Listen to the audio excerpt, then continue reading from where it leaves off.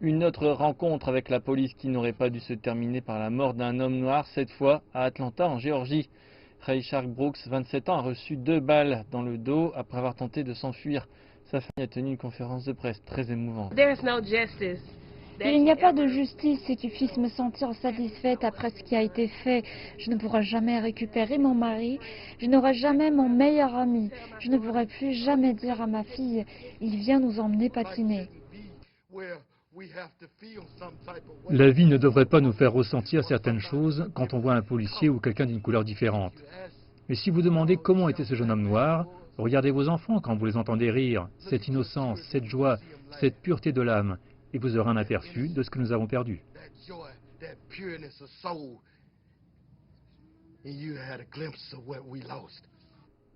Les manifestations se sont étendues à Atlanta et dans l'État de Géorgie.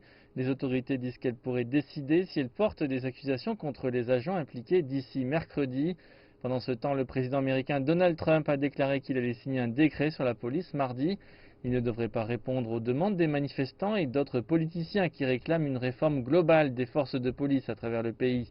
Le président américain crée la controverse aussi puisqu'il prévoit de nouveaux rassemblements. Son premier depuis des mois aura lieu à Tulsa dans l'Oklahoma samedi.